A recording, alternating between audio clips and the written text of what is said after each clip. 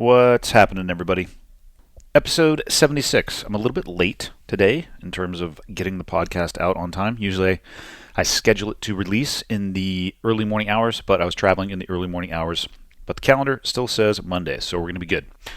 Before we get into the episode, a little bit of housekeeping. Got some sponsors today for the podcast. This episode 76, is brought to you by Onnit.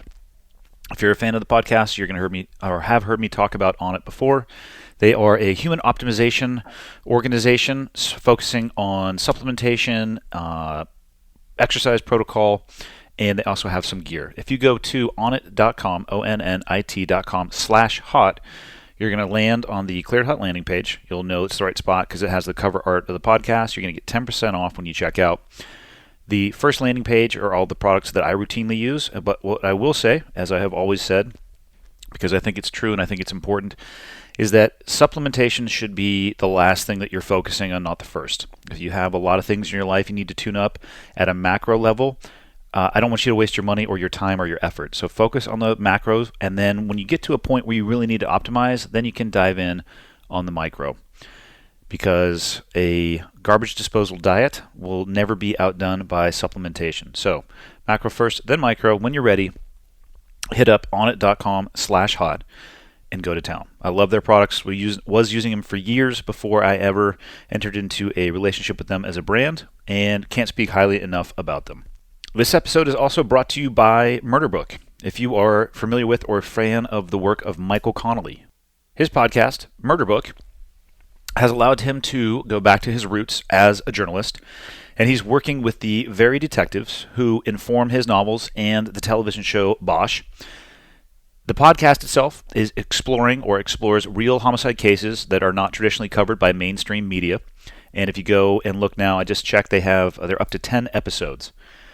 Season 1 of Murder Book is the Telltale Bullet, and it dives into a 30-year-old Hollywood carjacking gone wrong that tests the limits of the American criminal justice system. Also from Michael Connelly. Like I said at the beginning, he is an author. His new book, Dark Sacred Night, it's his latest. It is a #1 bestseller. It's featuring Harry Bosch and Renee Ballard. And you can find Dark Sacred Night wherever books are sold. Digital, print, explore the space. They sent the book prior to me doing any of the ad reads. I read the book. I like the book. I'm not going to talk about it because I don't want to give any spoiler alerts. But if you're interested in that genre, you get two choices. Dark Sacred Night is the book, and Murder Book, the true crime podcast. Be sure to check both of them out. Again, Murder Book Podcast. It's on Apple iTunes, wherever else you can find podcasts. Or you can go direct to their website, murderbookpodcast.com. Lastly, this episode is also brought to you by Duke Cannon, which is rapidly becoming my favorite brand, and not just because they sent me a box of stuff. I actually also had found this brand quite some time ago, and they described their product as a big-ass brick of soap. So obviously, you had me at hello, and I bought some, and I've been using it, and then when they reached out, I was definitely fired up. So, Duke Cannon, what is it? It's a grooming product organization. I want to call it a superior quality grooming product organization, tested by hardworking men and women, soldiers specifically. They partner with active duty military to develop their new ideas and review the efficacy of their products. If it doesn't meet the standards for soldiers, then they don't move forward. Because they partner with military often, they are committed to giving back to the men and women who serve our country. Again, you had me at hello.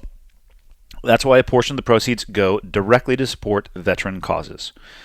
So whether you're using a big-ass brick of soap, or you have some of this hair pomade, or they make a chapstick, they make a beard wash, they make a, what is the name I'm thinking for? A shaving cream. Gosh, having a hard English day. You can feel comfortable knowing that you're using a kick-ass product and that a portion of the proceeds are going back to help people in the military. If you're interested in checking them out, you're going to get 15% off your first order at dukecannon.com. DUKECANNON. DukeCannon.com. When you use the promo code ClearedHot, and that, the way I'm looking at it, is all one word, all uppercase. Plus, you'll get free shipping on orders over $35. DukeCannon.com. Promo code ClearedHot. And that's it for the business side of the house. My guest today, One of them is a repeat guest and has become a very good friend of mine. He is Travis Davison. He is very, very good at Brazilian Jiu-Jitsu. His coach is Matt Thornton, and Matt Thornton is actually the founder of SBG, which stands for Straight Blast Gym, and then there's an I at the end of that, International as well. So I got introduced to Jiu-Jitsu via a mutual friend at a gym that Travis owns here in the Flathead Valley. Travis got introduced to Jiu-Jitsu through his coach, Matt, and they have been close friends ever since, over a 20-year relationship. Travis is also involved now on the SBGI side of the house as the vice president. And I just recently attended essentially 3.5-day spring camp seminar in Buford, Georgia. I had never been to one before. I've been doing jiu-jitsu for 6 months, so my knowledge base is super low. Didn't know what to expect, and I will be going back every single year because it was amazing. Diversity of coaches, diversity of teaching, not necessarily methodology, but an approach to teaching, the way they deliver the information. And what I was blown away by was the realization of the intelligence level of the people operating at the highest levels, not only in that organization, but it just seems just to be in jiu-jitsu in general. And I asked Matt specifically about that. I knew who Matt was. This was the first time that I had met him and had the opportunity to discuss with him why he wanted to start SBG, where it came from, how he structured his training, perhaps where he sees it going, and the balance between physical ability and intelligence and the overlay and impact that jiu-jitsu can have on your life outside of the activity in and of itself. And so I'm going to shut up and let them do the talking. So here we go. Cleared Hot, episode 76 with Travis Davison and Matt Thornton. Enjoy. Okay, got the red smoke. Gun run, north to south, west of the smoke, west of the smoke. Okay, copy, west of the smoke. I'm looking at danger close now. Come on with it, baby, give it to me, I need it. Get cleared hot. Copy, cleared hot. To say I have a few questions about jiu-jitsu would be an understatement. Normally I get to harass Travis, but now I get to go directly to the source. So we should start at the source. Where did SBG come from? I was always interested, for whatever reason, in martial arts, and I was interested in, and for me, I was fascinated by what works and what doesn't work. The, esoteric parts of the martial arts weren't interesting to me. They were only interesting to me to the degree that I thought they might work. And when I decided to go into that, what looked like the most realistic thing to me, because I knew boxing worked. I'd been in enough fights to know boxing worked, and I knew wrestling worked. And I knew you had to be able to fight on the ground as well as standing up, because I'd been in enough fights where I'd been taken down and beaten up on the ground. Yeah. And what looked like the most functional thing back in the 80s was Jeet Kune Do, which was Bruce Lee's fighting style. Okay. And he had kind of taken a utilitarian, actually taken it from Mao Zedong, but absorb what is useful, reject what is useless, add what is specifically your own, learn to fight in all the different ranges. And even if you look back at Enter the Dragon, he was using, boxing hands and kickboxing, and it's almost like a precursor, it's cinematic, but it's almost a precursor to MMA. Did he actually fight? Not to hijack the story, but because I've heard, I don't know if it's myth or legend or what, right? Because everybody holds Bruce Lee at a very high level. Yeah. Did he actually fight, or? No, I think it's more myth and legend than reality, but he said the right things, and I think he was interested in functional martial arts. He did box a little bit, I think, in high school when he was in Hong Kong, and I think he's had a couple fights, like street fights with kung fu people. But if you look back at his notes, he was researching Muay Thai before his death. He had befriended Judo Jean LaBelle and was in putting grappling in. So the things that I saw in the martial arts magazines that resonated with me as being something that would be functional was that. And so I pursued Jeet Kune Do and became an instructor in that and was doing Muay Thai and boxing. And I moved up to Portland, Oregon. The job I had in California transferred me to Portland. And I started boxing in a pro-am boxing gym 5 days a week and teaching Jeet Kune Do in a school. And a guy put an ad in the newspaper, a man by the name of Fabio Santos, and it was a classified ad asking for people. He said he'd pay $50 if you could come beat him up. I like this guy. Yeah, and I like that ad. Yeah, that was the golden days. Yeah. And I thought to myself, I'm paying $5 a week or whatever it was to get beat up at the boxing gym every single day. I'm getting beat up. I might as well go make $50 to get beat up. It's a whole different thing. So showed up predictably. What happened was, takedown. He was very nice. Takedown, mount, rear naked choke, finish. It's like Gracie Jiu-Jitsu 101. Yeah. But he was also super nice, and I immediately, liked him and saw this is awesome. This is the piece. I mean, I'm comfortable hitting people and being hit, but this is the piece for the ground and the grappling. I have no idea. Could you feel it as soon as he put his hand on you? 100%. It was, he triangled me, or he'd do this, or he'd get on my back. There's nothing I could do. And Fabio's not a particularly big guy. And even then, I think he was, I don't want to age him, but I think he was probably right around 40. And I was, 21, 22. So I started taking as many private lessons with him as I could, and then one of my friends in Eugene, who was also a Jeet Kune Do guy, brought in a guy that I thought his name was Rickson Garcia, but it was Hickson. And he brought him in for a seminar, and this was again before the UFCs, so there wasn't many people there. There was probably, I've told this story a bunch of times, but there was probably 20 or 30 guys on the mat. They were all judo guys, grapplers, and they were all wearing gis. And I walked in and I watched him rolling with one guy after another, and I realized after a while, after sitting there watching him, that he wasn't using his hands. He was tapping him out, but he wasn't actually using his hands. He was just using his feet. And then he called me out, and I remember he said, "For you, my friend, you're a big guy, I'll take out one arm." He didn't need to, but he took one arm out. And I thought, I'm just going to jump on him and try and squeeze his head as hard as I can. Right? I like that strategy. Yeah, it's a great idea. I leaped on top of him and grabbed his head and squeezed as hard as I can, and of course, within a few seconds, he had me in an arm lock. And that was it. I mean, I was completely hooked.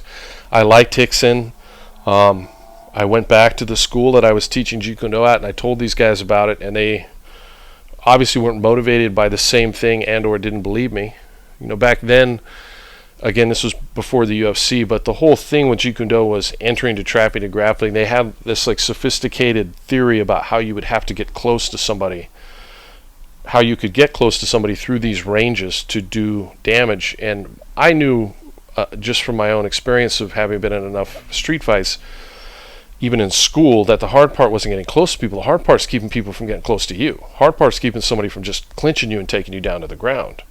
And that's what these guys had down to a science. But they still had in their mind, well, I'd throw my sidekick, or he'd never get past my strike. I'm like, trust me, they will. But so I was immediately hooked. I thought that was the piece I was missing. I got mats. I had my own class. I did everything I could to try and learn it.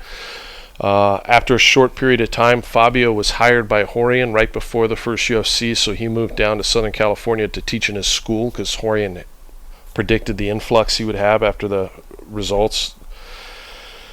And I just had a philosophical difference with the guy who I partnered with at the Martial Arts Academy, and I said, well, I need to do my own thing. I had in my mind what I wanted for a school, which in hindsight really was a kind of an MMA gym, but I wanted to just put on equipment and find out what works in a fight and train this stuff. And so I opened up a small school in Kaiser, Oregon, which is a suburb of Salem, and that was my first gym. Did you call it Straight Blast? I did. I came up with Straight Blast Gym, and the idea was Straight Blast was one of the few movements from JKD that we still kind of used. I had modified it. We modified it to more of a boxing version, which you can see Vitor Belfort used back in the day. And some of the fighters still use it. But the idea was to take a name from that curriculum and then put the word gym on the end, because at that time, the schools were all academies or institutes. They had these very academic-sounding names. And what they would do is they get together, and their idea of training was like exchanging drills and patterns and then writing them in the notebook, and a lot of gossip, basically. And my idea was we're going to go in and we're going to work out and sweat and roll and spar and box. So I put the name Gym on the end. Kind of set the expectation. Yes. And And just as a coincidence, the first T-shirt I made for my school was a gorilla with wrestling headgear on. It was just a picture I'd found in a magazine. I thought, oh, this is a cool picture, right? I'll put this on the T-shirt. Looks good. And then after that, everybody started giving me gorillas, and that's basically how it stuck. That's how it stuck. Yeah, I was like, oh, okay. So how did you continue your personal journey of learning jiu-jitsu because what belt were you when you opened that first straight blast? I was still a white belt. God damn. Everybody was a white belt. Everyone starts A there. blue belt was... But, I mean, they don't start a gym there, though, No. I would assume. I mean, I had boxing and kickboxing, and I had some clinch. But my ground was for sure, I was a white belt. And a blue belt back then, I think Cav mentioned it the other day, kind of half joking Saturday, but he's like, I was a god when I was a blue belt, But you kind of were back then because nobody had that information. If you could get a blue belt to come up and train with you, you'd bring that blue belt up for 2 weeks to get the information that blue belt had. There was no videos, there was no YouTube. So you had to go direct to the source. You had to go direct to the source. And so we brought Hickson up. I trained with Fabio whenever I could. He came up a couple times. We brought Hickson up for another seminar and event. And he stayed at that point, he stayed for, I think, 10 days. We did a big seminar, and then he did a bunch of privates. He was booked for privates every day. This was after the first UFC. So the notoriety was on the upswing. Yeah. And at that point, he gave me a blue belt. And I said, well, I'm teaching your stuff. I mean, we're boxing and we're fighting, and I'm getting guys ready for maybe to try this pancreation thing they have in Washington. He said, but I'm teaching your stuff. I need to know. Do you not want me? And he was very clear, and he said, you're welcome to teach it. You're a good blue belt. You just have to make sure that you call it jiu-jitsu. I don't want you to say that this is Jeet Kune Do or anything else like that. And I said, you got it. And then I went down not too long after that and competed in a tournament that he had as a blue belt. And right about that time and after, he became very hard to train with because he was fighting in Japan, and he was just hard to access.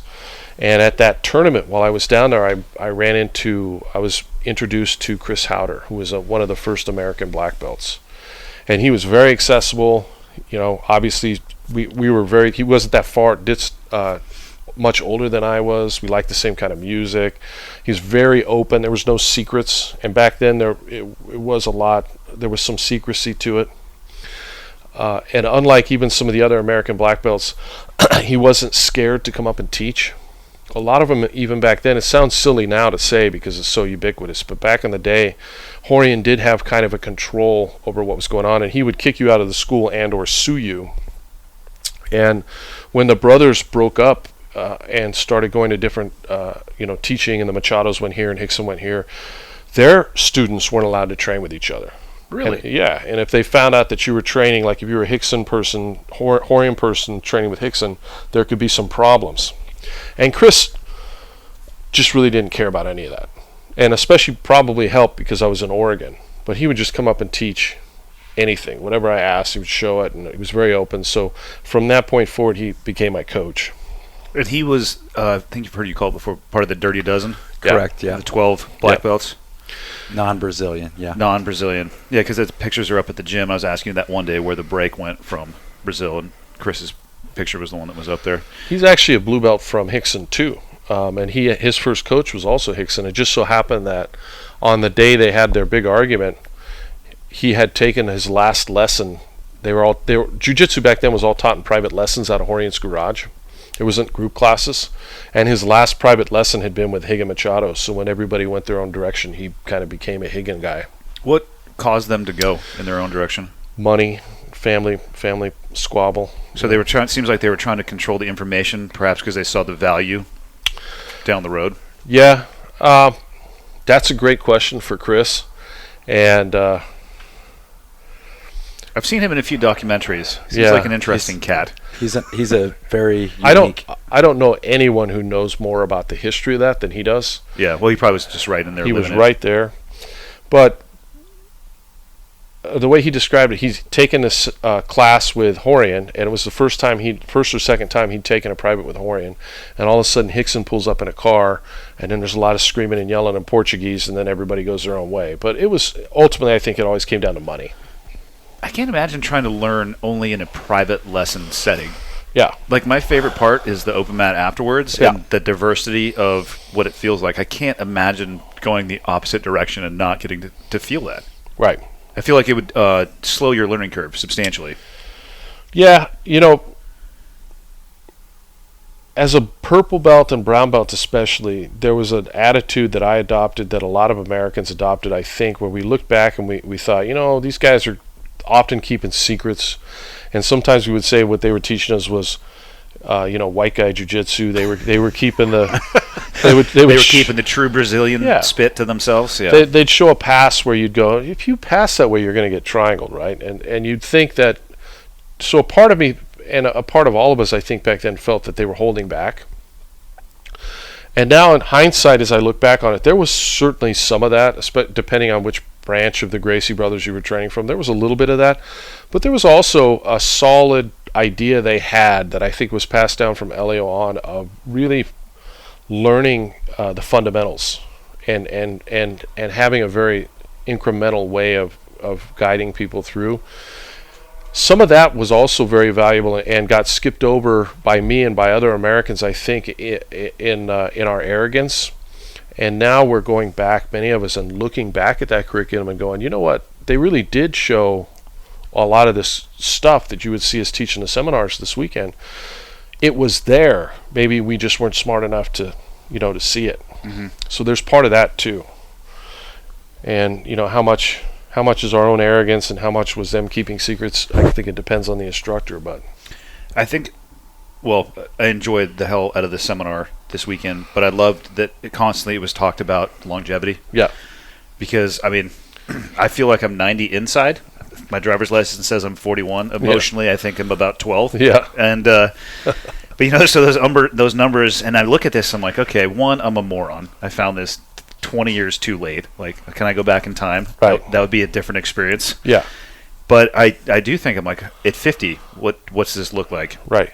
Because I hear you guys talk about longevity, and then at open mat, I see people smashing each other on the head, which I'm going to say is awesome. Right. But I think about what that would feel like to me at 41 and how that would impact what I'm going to feel at 50. Right. And I just don't know, like, rolling with Frankel as an example. First off, for me, not an awesome experience because he smothered me to death. But he goes at a pace where I think, you know what, I could do that for a really long time. Right. And I could talk, and we were laughing, and then what he can do at that pace, though, I can only describe as infinitely frustrating. Yeah.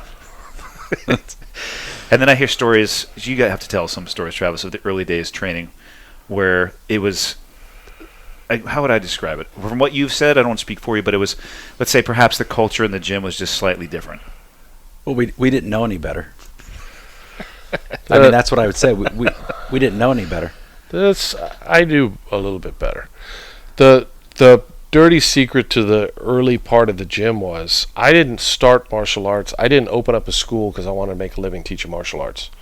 Everybody around me at the time told me that what I wanted to do wouldn't work. That what people want to do is people want to click sticks together and learn patterns and collect certificates. Nobody wants to sweat. Nobody's going to want to roll. Nobody wants to get hit in the face. You're going to have a second job for the rest of your life. And I thought, okay, I'll have a second job for the rest of my life. For whatever reason, all my other faults, I've never been able to lie to people about what I do for work, about martial arts. I always have stuck true to, I just have to tell things as I think they are as it relates to that particular topic. And so I thought, okay, I'm always going to have a second job. So I started teaching to get training partners. And the first 5 or 10 years that I ran my gym, my students were basically, I viewed them as just training partners. Unfortunately, that's true. Yeah. I don't know if you noticed there's a size difference. When did you come into this picture? I'm assuming you were one of these training partners? 1999. Early. There were Sundays I would show up, and it was Matt Thornton and Brian Strongberg. Yeah. And that was it, and me. And they were both 6'6", 250. You weigh what you weigh. People pick on me for my size. Can't help I'm that. trying to be nice with it, but sometimes I don't want to be. Yeah. Because there are people that are bigger than me too, and then I need every ounce of it. Yeah. But that for me really was the thing, and that didn't really even change until late 30s. and then I started to view myself more as a coach than I did what I could do myself personally became less and less important to me. I mean, there's still there's always going to be a sense of that. And there's a certain integrity that comes with that, but that's not what it's about. And then it became about creating better coaches.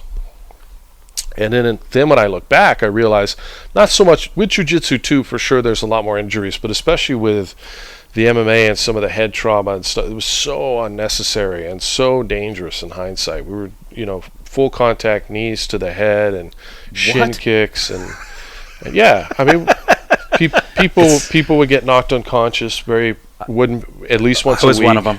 Yeah. Wow.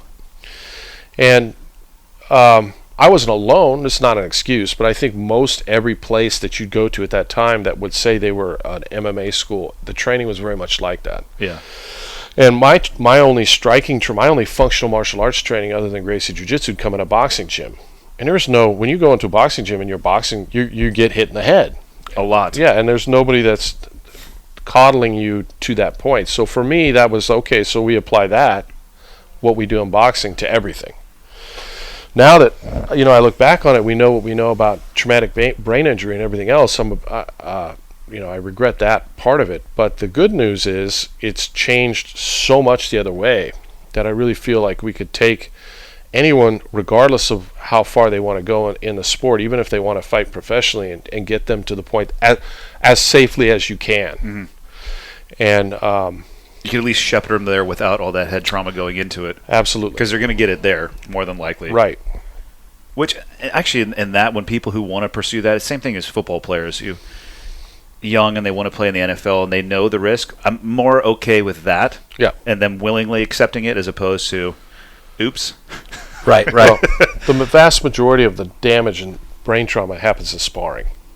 Yeah, I've heard that. Because that's what you do most of the time. Yeah. You fight maybe 3-4 times a year. Right. The majority of your time getting punched is practice. Well, I watch YouTube like anybody else, and you'll see some of the camp videos, like the MMA camp. These guys are getting throttled. Yeah. That's a huge mistake. And the more they get those kind of concussions, as we all know, the more likely that is to happen in their fight as well. So you'll have athletes I've seen that have gone in and got knocked out in the UFC, and I know what their training was like just weeks before that, and I have no doubt that it led up to that knockout because it's cumulative and it builds up. And but I think we're not alone in figuring that part of it out. With jiu-jitsu, it's even if you train jiu-jitsu smart, it never really has to be hard on the body. MMA is different. You have to take some punches and some knees, but jiu-jitsu, you could really always train in a gentle way and still become very dangerous. Yeah. Frankel was exerting. I don't even think he was approaching sweating. Yeah. And yeah, dangerous is an accurate word. Yeah. Not for how I felt, but certainly for how I think he felt. Right. But you know what I left this seminar with? I was thinking about this on the last open mat. I kept telling myself, roll like Frankel.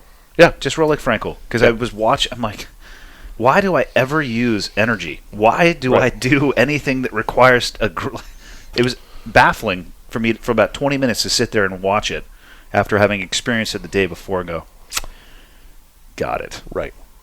That's hard. That's one of the hardest things to do in jiu-jitsu, I think. It is probably the single hardest thing. The advice everyone gets, it's the advice I got the first time I ever had a jiu-jitsu lesson with Fabio Santos, was relax. You got to relax. It's very counterintuitive. It's very counterintuitive. I was getting the roles you do before you go into cap. I was with Ryan, who's, of course, a savage. Yeah. And after every roll, he would say, maybe just do less. Yeah. It's hard. It's well, for me at this phase, I think sometimes it's impossible, because if it gets to a point and I'm not using my strength, but I kind of don't want to be in the position I'm at, what my first reaction is maybe I'm going to use this just for a second, not for a lot though, just for a second. But it doesn't work out well when you're going with somebody who knows what you're getting ready to do and they anticipate that, and then the situation gets worse. When did the mentality shift inside of SBG from what you're talking about, kind of like the inception, to what I would say the modern? Or how would you describe it now? And when was that shift made? Now I think my goal, and I think Travis and the other coaches share this goal. My goal is to offer the best. It's still to offer the best possible curriculum on planet Earth when it comes to fighting, any kind of fighting, and I think we do, hand-to-hand fighting, for everybody. So I want to have guys like Connor at the top in the sport, trained by some of my black belts and coaches, and I want to have police officers trained by my black belts and coaches, and I want to have stay-at-home moms trained by my coaches, and kids and guys that are working 50-hour jobs. I want jiu-jitsu, especially jiu-jitsu, for everybody, because I think it's good for people. And I take pride in that, in the fact that I can walk on my mat and I'm going to have competitive athletes. I have the best athletes in Oregon for sure as my black belts, but I have people there in their 60s, men and women, kids. I have many entire families, just like Travis does. To me now, that's important. When that shifted, I think it was gradual, but in particular, probably about 10 years ago, and I got remarried almost 11 years ago, and Salome, my wife, who you met, I knew she wanted to have kids again, and so I started thinking, okay, not only do I need to pay attention to being a good coach in the curriculum, which I'm always obsessed about, but I'm also going to have to probably pay attention to some of the other aspects of the business, which is in part what helps create an environment that allows those other people to come in where they'll stay long enough to appreciate jiu-jitsu. And Steve Whittier was actually influential for me that way, because he was ahead of us as far as importing best practices for business as well. Mm-hmm. Did he come from a business background? No, he actually has I think he has a just shy of a PhD from Tufts in literature. But he's fascinated by... It's fascinating. Well, that was another thing this weekend. The thing that stuck out to me was the intelligence level of the people who are participating. Yeah. Because I was going to ask you, what percentage of jiu-jitsu do you think is intelligence-based versus physical-based? I think the intellect is way more important. If they have a certain level of attributes, I mean, obviously if you have some kind of shortcoming where you're not able to achieve a certain level, but if you meet a minimum standard, everything after that to me is mental, and a lot of that, some of that is IQ related, some of it is horsepower, and some of it is more software related and how people think about things. But you can see it. Look at someone, John Kavanaugh. I don't know if you've had a chance to roll with John yet. I think I mad dodged him. Okay. After he gave his class, I'm like, oh, you move really, really well. I got a tax appointment. I got to be over here. I just didn't have the chance to. Yeah. I would have loved to roll him. But if you look at him, he's not well built. No, He's a little leprechaun. He's a little guy. Which I wouldn't say if he was here. Yeah, but I mean, I wouldn't recommend it. He's in good shape, but I mean, he doesn't have broad shoulders. He's not particularly tall. He's not particularly strong. I don't think he's ever done a bench press in his life. I'd be surprised. He wouldn't, like if you're walking through the street, absent obviously the ears, Yeah. You wouldn't, he'd be like, hey, what's up? Like totally Absolutely. average, normal. And I don't say that pejoratively at all. He'd absolutely. be a face in the crowd for sure. But I promise you, he will run through a room full of 260-pound animals and choke every single one of them out very quickly with the same move using one hand. And I've been on the receiving end yeah, more than once. Yeah. That's jiu-jitsu. And that came as a result of him thinking about it and obsessing about how jiu-jitsu works and how to best train that part of what works, so that he systematized it in his head. He has an engineering background. He has a degree in engineering. And I think that process is far more important. I've never met anybody very, very good at jiu-jitsu, what I would consider very, very good at a higher level of jiu-jitsu, that didn't think about jiu-jitsu that way. They systematized it? Yeah. Well, you talk about it too, or funneling, or Kavanaugh, or not Frankel. There's a lot of Johns here, by the way. There is, yeah. Too many. Too many Johns. Yeah. Yeah. Nelson was like, yeah, John. I'm like, dude, which John are you That's talking why I There's refer to six. him as Diggins. Kavanaugh, and Frankel. I never say John. Yeah. All the teaching styles were different, but I was, again, fascinated by their approach to it. That doesn't surprise me that they apply that structure from their previous path or whatever they're associated with. Even the old job I used to have was completely tactics-based, but it's not something you're making up in your head. Yeah. You have to believe in the tactic, and you have to know the tactic, and then you can try to funnel other people into the maximum benefit of your tactic and disadvantage of theirs, even though they think, like, yeah, I got this. Like, oh, no, you don't. You don't have anything. Yeah. There's an aspect of it, too, that is a kind of a love, but you have to be competitive enough to want to win, to be obsessed enough to continually improve your own game. I mean, that does require a kind of unnatural level of competitiveness. Mm-hmm. But that has to be matched equally with a love of the art itself, so that you care more about learning about how you just tapped or how jiu-jitsu works than you do winning. And so somebody like John or Frankel, for example, I took him he was with me in Ireland a couple of years ago, and they were rolling, and he got caught with a particular move I was talking about from Kavanaugh.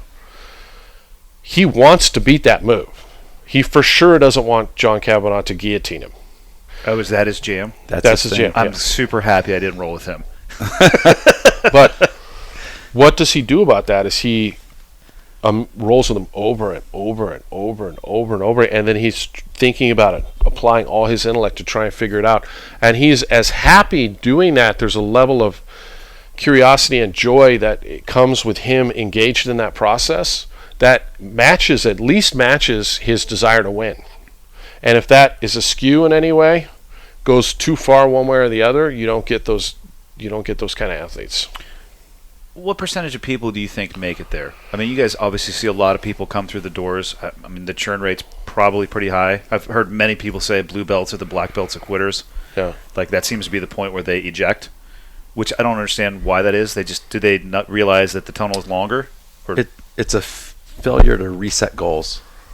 It takes a long time to get a blue belt. Yeah. And they get it. Their coach doesn't talk about the next one or the next one, and they're satisfied. So they quit. They achieved something, and the journey's not over, but they think it is. What percentage of people do you think make it to black belt? What do you think? Depends. It would depend on how you measure. What percentage of people who start jiu-jitsu make it to black belt? Tiny fraction, because most people quit. Most people quit before they ever get to blue belt. You think that's from frustration more than anything, or they can't get past that desire to win, so therefore they can't learn, so they keep getting the same thing over and over and over again? There's so much. It's hard for me to relate to, because there's so much value in jiu-jitsu, and I immediately fell in love with it. I mean, I remember my first lesson with Fabio Santos, and he knew I immediately fell in love with it. He looked at me, he's like, I forget how he put it, you're hooked now, he said, right? He knew that I had that, so it's difficult for me to relate to people who don't, but for some people it's just not their thing.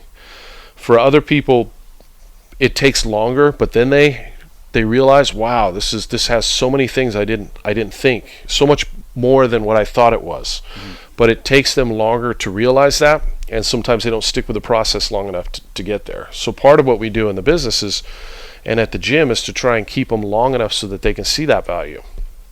Was that a little bit of the idea behind the separating the foundations out, the controlled dosage exposure? 100%. It makes sense. Even though I've heard for people bitch about it, not at the gym, but they actually bitched about the opposite experience. So, like, I went to this freaking jiu-jitsu place because I heard it was awesome, and I went into a lesson and I got smashed, and nobody talked to me. Right. And jiu-jitsu sucks. I'm like, that actually does sound like it sucks. Yeah. Yeah. And that's how it used to be. Yeah. For us too, but I think now we've made it possible for more people to experience it in a way that someone like Matt or myself or my brother or the original guys, we were the day one lovers. Right. But there's a lot of people that aren't. And I think that method that you're referring to, where you come in and just get smashed on day one, that's going to ruin it for a lot of people who might have stuck with it if it was handled better. up front. The biggest thing I've noticed when I've walked around in those gyms is the lack of participation from women. Yeah. It's not a good sign if you walk into a gym, because people will email me all the time. There's no SBG in my area. What should I look for when I go to a gym? And I always tell them, look to see the demographics on the mat. If all you see is young, strong guys, if that's who you are and what you want to do, jam, that's good. But in a good gym, you're going to walk on and you're going to see older people, younger people, women, men. My gym's probably I don't know for sure, but it's probably 35-40% female. And it's about the same. Yeah, It's about the same in Montana. Yeah. yeah. And in any given class, out of 20 people, there'll be 6 or 7 women, and 3 or 4 people that might be over 50, and a whole bunch of people in their 40s, and some young athletes, and they're all on the same mat. And the way I particularly teach and want my coaches to teach, and what I want the curriculum to work, it doesn't matter. It doesn't even matter what belt they are. We're gonna take the same class. Yeah. So to me, that's important, and that's indication of coaches that kind of know what they're doing and the right environment. How did you approach jiu-jitsu with your own kids? Did they have a choice, or did you let them find? So I have 5 kids, Yep. and I have 2 boys, older boys from previous marriage. And with my boys, I felt like if I push them into doing it, then they're going to rebel against me. Yeah, I'm selfishly asking this question because Travis gets to experience my sons in class, Yes. and it's been a challenge sometimes. Yeah. And I suspect I know where the problem lies, and it might look like me. In hindsight, I can tell you, I think that was a mistake. Because what I did was I let them not take jiu-jitsu, and that was a mistake. These kids don't know what the hell's good for them. So I think that was me being a little bit selfish of not, because you could go too far either way, right? Yeah, of course. And I was just like, well, I'm not going to deal with the hassle. Plus, I didn't have a kids class.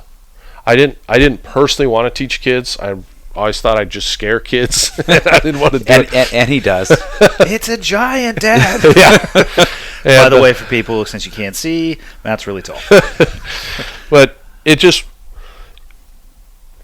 I never really had a kids class until the last few years. And so I didn't put my boys in it. My son now, who's here, I think you met Liam, he loves it, and he's fortunately come back to it. Now, the good part about that is he came back to it completely on his own. I think he does love it, but he came to that completely on his own. Came to his own conclusion. 100% his own conclusion. Never any pressure from me. So now it's great. But it's interesting because, like, when we went to dinner tonight, we were walking to the car, and some student came over to him from the seminar, and they're like, "Oh, you're Matt Thornton's son. That's awesome. Yeah, how old are you?" And he's like, "I'm 23." And then the person goes, "Wow, you should be a black belt by now." Yeah. So that knife cuts deep. Yeah. Yeah. And so the funny thing is so I knew Liam when he was like 3. Yeah. Actually younger than that. Yeah. But anyways, my family's kind of the opposite. My kids have been in it since they were 4 or 5. Your kids are savages. Mm-hmm. They are. And I mean that in the best possible way. They are, but I also I tried not to push, right? And, Joe, he's not on this trip. He's at home. He's doing his music in his basement, whatever. I think that's fine, but I agree with Matt that at a young age, kids kind of need a little structure, little direction. And fortunately, too, my kids fell in love with it. And now I couldn't be prouder. Like what was it, yesterday? To have them teaching at camp, and they're 17, like that was. It was awesome. Cool when you brought Stella up today too, when you were teaching your section. I brought her up because she was the best person in the room. She moves very fast. Mm-hmm. She's phenomenal. So with my girls, who are 7 and 9, they don't have a choice. They have to take jiu-jitsu. My daughter doesn't have a choice either. Yeah. To me, and I've told Travis about this. I was trying to play chess. First off, what I was actually trying to do was get Nelson to shut up. That was the true beginning of the story, because he wouldn't. And he is the best SBG marketer ever. How old is he? Nelson? How old is he? Nelson's upstairs. Oh, Nelson. I thought you were talking about your son. By the way, he is the best marketer we have. Oh, he's great, yeah. He, for 2 months, and I finally told him one night, if you will shut up, if you will physically shut your mouth and not say jiu-jitsu the next time we hang out, I'll go. And then I went. I was like, God damn it, this is awesome. He's like, how was it? I'm like, it was okay. Whatever, Nelson. Like, maybe you're right.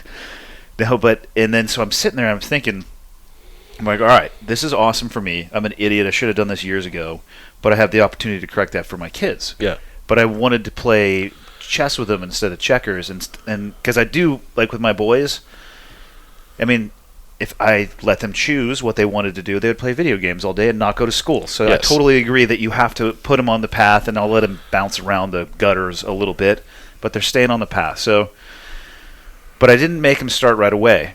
I waited until they started asking to wrestle with me. And then they were like getting frustrated. Yeah. But we were sweating, and then finally my middle son was like, Dad, I think I want to try this. I'm like, yes. Yeah. And I got them, and they're like, I don't want to go to class today. And then I think Travis actually saw the light switch with Riley because he gets to start rolling. Yeah. And I'm embarrassed with the level of aggression that he uses because he loses his goddamn mind. Yeah. And I enjoy it. Yeah. Because I'm impressed. I like that. I figured you would, but as a parent watching on the TV, I'm just like, they're like, whose kid is that? I'm like, it's my son. I'll talk to him later. He's not going to listen to me. But I'm like, every day in the car, I'm like, Riley, you got to be a good training partner. But they're all in there now, and I don't know. I can't speak for them to say that they're in love with it, but they're hanging their geese up. They're ready to go. They're asking, hey, I don't know why they can't remember the days of the week and which day they have class, because they're always asking me, do we have class today? I'm like, it's the same day every week. Yeah. But it's awesome. And for my daughter, I can't think of anything more powerful because it's a matter of time, not a matter of if. She's going to have something happen to her in her life. Yeah. No, And for sure. Yeah, if I don't prepare her for that, then I would be absolutely failing as a father for sure. We homeschool the girls, so they have their blocks of different things they have to do, and one of them is jujitsu. I like it. And they can do it with Do me they get credit for it? Yeah, they get That's credit. awesome. And we do it. I do most of their trainings just with me at home, but I take them to the gym. Then they get a little check mark, and that's how they earn their screen time. Other stuff like Nice. that. It's amazing how valuable screen time is to the kids. Super Very important. valuable. If I want to unravel my children, I just start taking things that plug into the wall. Yep. And if I need to tighten up behavior, go get that Xbox controller and put it on my desk. Dad, did you need me to steam clean the house? I did actually, but still put the controller over there. Yeah. So where do you see the future, both of SBG and Jiu-Jitsu? I mean, what does it look like in 10 years? Because it seems like the last 10 years saw a rapid evolution. Or when was the first UFC? 1990. 6, 4, Oh, no, it was earlier than that. 3. I don't It know. was 92, I believe. 92. So closer to 30 than 20 years ago. And it seems like it's evolved quite a bit since then. What do you guys see it in 10 years? I've never been good at predicting that. To be honest with you, I never saw the growth of MMA. I remember when it, I was there at the very beginning. I was training with the guys that were in some of those early UFCs, and at that time, Senator McCain was calling it human cockfighting, and they were trying to outlaw. I remember that. Yeah. Yep. There wasn't very many states where you could even hold the fight, and it was more like a spectacle than a sport. And I actually didn't have the vision to see it growing the way it has. So I don't know that I have any good hindsight ability to answer those questions. Yeah, as far as MMA goes, I'm not sure where that's headed. I'm not that interested. Jiu-Jitsu, I would like to believe that it won't end up like karate or kung fu or aikido or We hapkido. talked about this with Frankel about if it gets in the Olympics, how it could potentially change the way people. That could, but I also think that those other martial arts that I just mentioned weren't always goofy. I have to believe that at some point those martial arts were martial.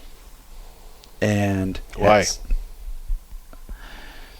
Why would they exist otherwise? At some point. I think that's a fallacy. You think so? Yeah. Because I think things don't.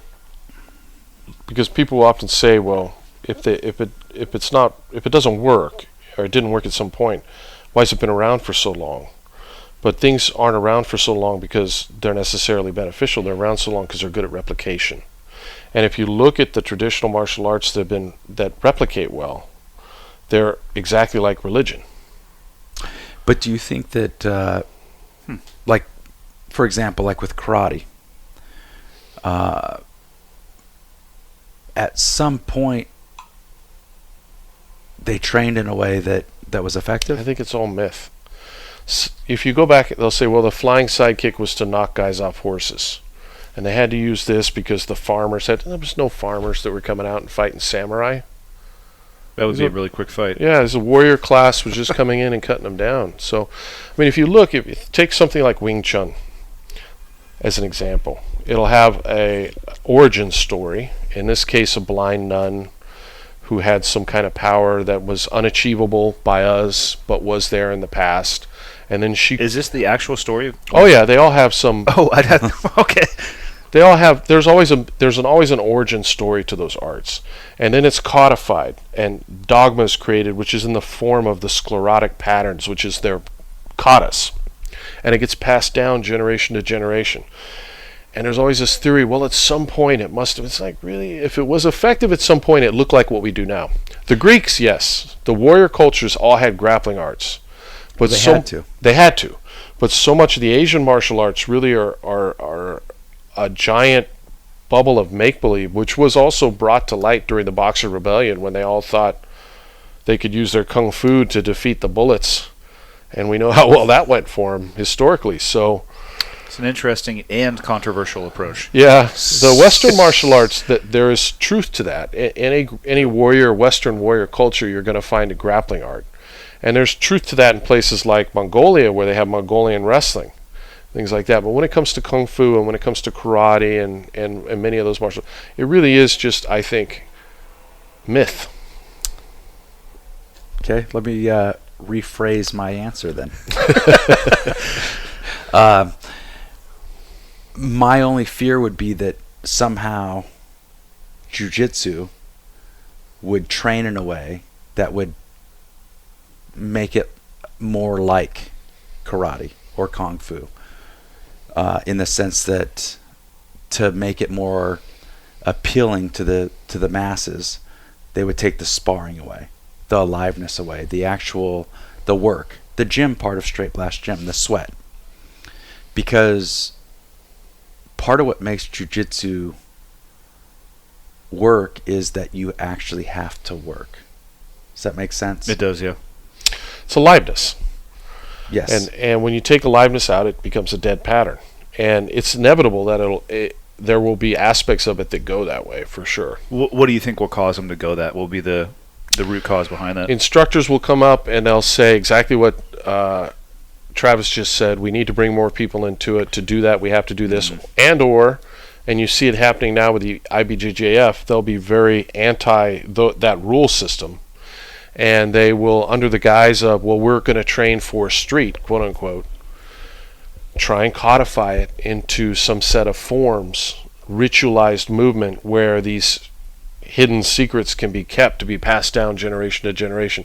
What gives me hope that that won't happen, which is different in our generation from any generation previous, and for sure that's what happened in the generations previous, is video. Right? We have the UFCs, Proof, we have video, we have the tournaments. So back in the day, they didn't have that. You're just hearing the story or reading a book, having to take somebody's word for it. Now you can go on the internet, you can see all this. So I think there'll be branches of it that'll certainly become less functional, but we're not going to become less functional. We're still going to be doing that, and that just gives us more market share. Yeah. What do you think about people trying to learn after class on YouTube? The internet coach, if you will.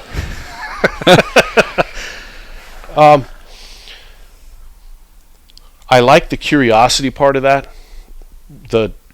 I like the fact that they're so hungry about jiu-jitsu that when they go home, they're watching YouTube about jiu-jitsu or they want to watch a competition. That part I like, and that's something we all had in common. The downside to that is if you're not at a level where you're capable of discerning what you're watching and seeing it, am I watching something that's a core fundamental or just something that somebody was able to pull off that looks cool? And when you can't distinguish between those two things, and then they they latch onto that and spend their time doing that instead of what their coach told them to do. And then try it at open mat. That can be problematic. But again, if they're in a good culture, like you have in Montana or wherever, they're going to come in and they're going to pay the price for that, and it sorts itself out that way. Yeah. What are your thoughts on the internet coach, Travis? I'm pretty much in line with my coach on that one. I think it's great. I encourage people to watch competition, Especially competitions. because that's real. Yeah. It's real. I say that all the time in class with you. Yep. The problem with instructionals is the other guy's cooperating. Sometimes less obvious than others. Sometimes you're like, wow, you are a thespian. Yeah. No, so you're supposed to make me look good. Yeah. But if you're watching the Worlds or Pan Ams, that's two guys that don't want to lose, that know what they're doing, and if it works there, that's real.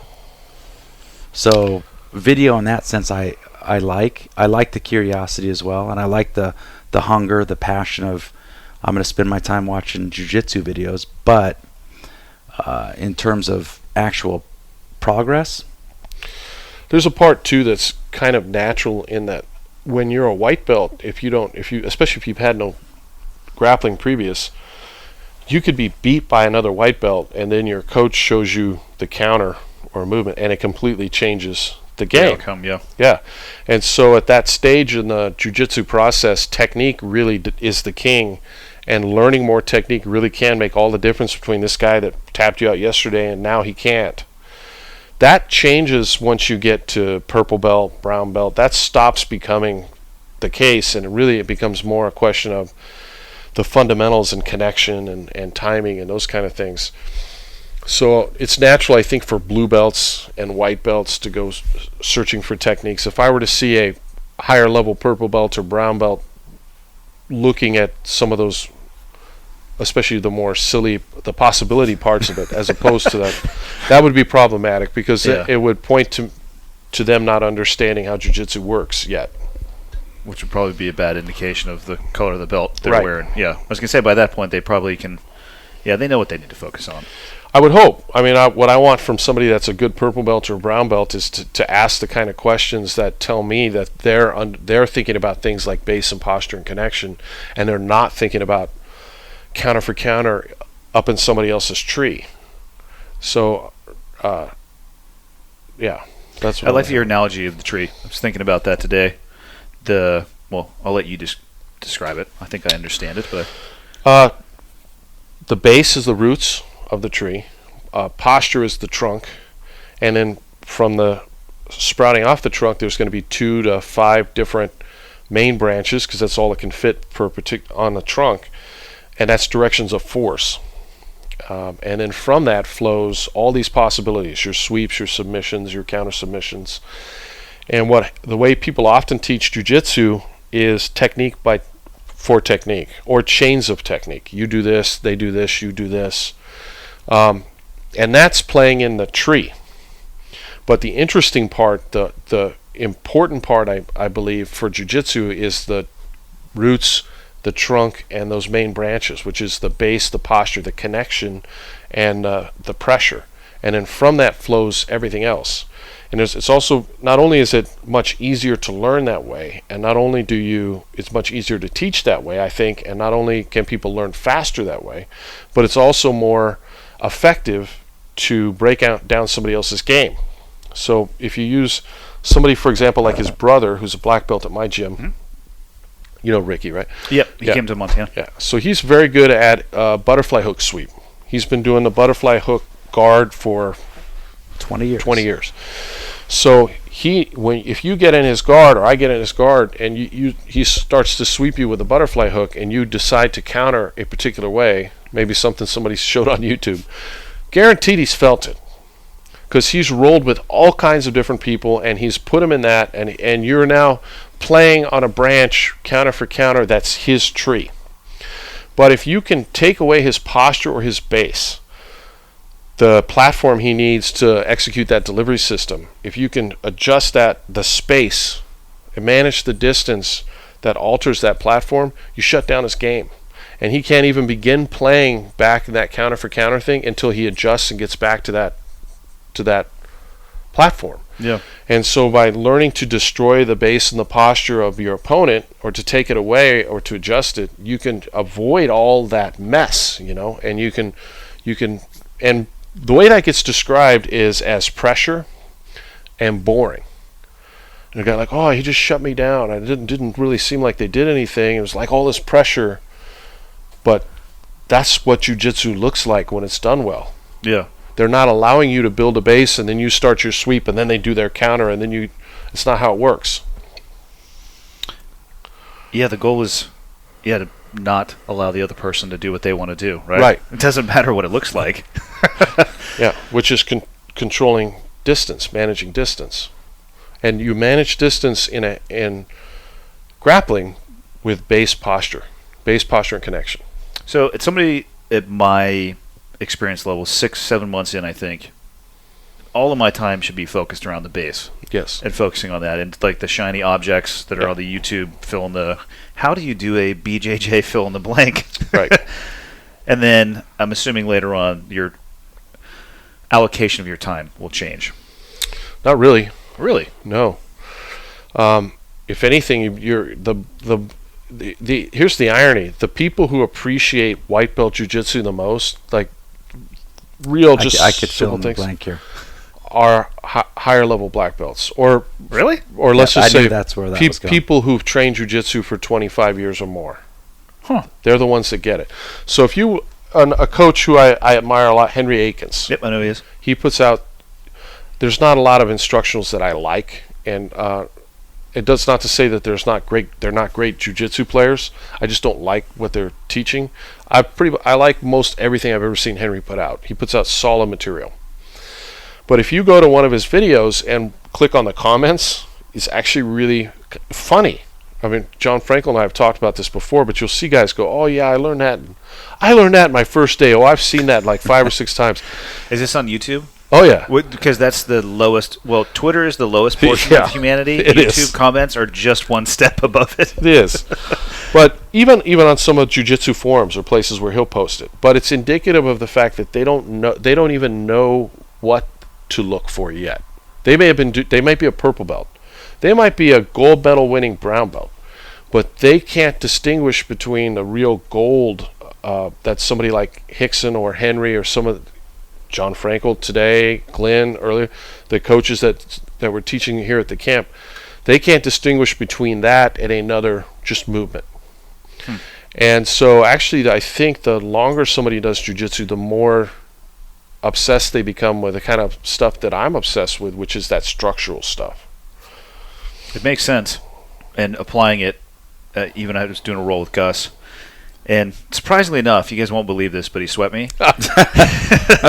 And he stopped. He's like, "What just happened?" I'm like, "You know what just happened? You just swept me." He's like, "Yeah, but why?" He's like, "Your base is all jacked up. Get back." So I did it, and then he swept me again. We discussed it a little bit more, and then I lowered my base because I was up too high and leaning forward because I thought it would be a good idea to dive on Gus. Right. That's also not a good strategy. Good idea. And I mean, it got harder for him to do it. He obviously was still able to do it, Yeah. but as soon as, and then I forget who was doing the demo. I watched somebody have their base lean forward, and then watching it from a distance, I'm like, okay. Not that I can necessarily apply it immediately, but I understand what that issue that I'm having is at that point because I'm just leaning too far forward. I'm 100% confident that if you teach jiu-jitsu that way and you have people who can learn jiu-jitsu that way or who appreciate jiu-jitsu that way, you can go from white belt to black belt. And the belt doesn't matter. When I say black belt, I mean using that as a physical representation of a measurable skill, somebody that can roll with other black belts. You can go from white belt to black belt in 5 or 6 years. There's no reason why it should take 12 or 15 years. I think so often it takes 12 or 15 years because there's all these diversions. But if you really just focus on those core fundamentals, you can get to that level very quick, even quicker, depending on really just how many hours people can train per week. You know, most people have jobs and things like that. But what's that all about? Yeah. Tell me about your book because we're almost at the end of the Power Hour. Awesome. Yeah, I've been working on that for about 5 or 6 years. The title is amazing. Thank you very much. Well, What is the title? 100 Lessons in Violence. Yeah. That is amazing. Yes. I initially wanted to write a book about training methods and mythology in the martial arts because those are topics I've been obsessed with forever. And I had lunch with one time, this was probably 6 years ago, actually, we were together in Los Angeles, with an author that I admire a lot named Sam Harris. I was there. That was awesome. Yeah. And he was complimentary towards some things I'd written, which blew me away because I had so much respect for him as an author. But he also said to me at that lunch, you should write. He's like, what section do you want the book to be in? And I'm thinking, I'm not writing really a jiu-jitsu book that's going to go next to somebody like Saulo Ribera. So he said, you should write it about violence. It's a fascinating topic that most people only experience on the periphery. Yeah. So when he said that, I thought that not all violence, of course, such a huge topic, but as it applies to martial arts and myth in martial arts, he's 100% right, and that's perfect. But I wanted to make sure, I wanted to do my research and make sure that I wasn't writing something that had been written before. So I spent a couple years doing a lot of research and going back to basically raw data as it applies especially to crime statistics here in the United States, because I'm not focused so much on warfare, but personal self-defense. Yep. And then I started to write and rewrite, and I finally got finished a few months ago. So I'm looking forward to seeing about getting it published. When's it come out? Good question. So I have my agent Paul, who's actually here at this camp as well. He's shopping it around to different publishers. So we don't actually have a publisher yet. We're looking for it, but I'm excited. Yeah, I look forward to reading it, man. It's going to be great. Yeah, it is going to be great. That's 1 power hour about Awesome. jiu-jitsu. All I can say is thank you guys for your time. This seminar this weekend. When did we start? I feel like I've been in Georgia for like 6 weeks. We started Thursday at Open Mat. Friday. No, Thursday. Yeah, we were here Thursday. We were rolling Thursday night. I never Before miss you a got good here. Open Mat. Andy does not miss a good Open Mat. That has been awesome. Thank you guys for Thanks everything. very much. Thank you. Yep. That's all I have for this week. Thank you again to Murder Book, a new true crime podcast hosted by best-selling author Michael Connolly. It's available on Apple Podcasts or wherever you may choose to listen to your podcast.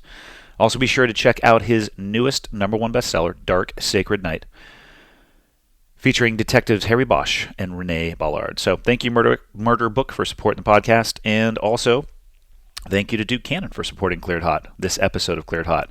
You're going to get 15% off your first order and free shipping on orders over $35 at dukecannon.com with the promo code ClearedHot. If you don't know where to start, I'm going to say get one of their big-ass bricks of soap, or maybe 2. They got some really cool packaging and marketing on the side, and the stuff is awesome. I've been using it for a while. And that's all I got. Like I said, I was a little bit late getting this one up today because I was on the road, but it still counts. It's Monday. Thank you, as always, to everybody who has taken the time to listen, taking the time to reach out, feedback, suggestions. I take it all on board as much as I possibly can. And I take the negative on board just like I take on the positive. I don't ignore the negative and only focus on the positive because I don't think you get better if you do that. So if you have a question, reach out. Questions, comments, concerns, they're all welcome. If you got a spare moment and you haven't done it before, do me a favor, go to iTunes. Give me a review on the podcast of whatever level you think is appropriate. If you think it's a 1-star and I'm the worst podcast host ever, you should do exactly that. And if you think the opposite, you should do exactly that. If you don't want to do anything, then, don't do anything. I'm not going to tell you what to do. What else do we have? Tactical Assholes is coming. Most of the time they're hiding in plain sight, so it's more a matter of me taking the time to aggregate some information before we come out of the gates hot. I'm thinking mid-April, group setting, Navy SEALs. It's going to be amazing. So stand by for that. And what else? The Cleared Hot Podcast merchandise is for sale. ClearedHotPodcast.com. Click on shop. Get a shirt if you want to. It's the best advertising there is. And that is all. I will see everybody. I won't actually see anybody, but I'll be back next week.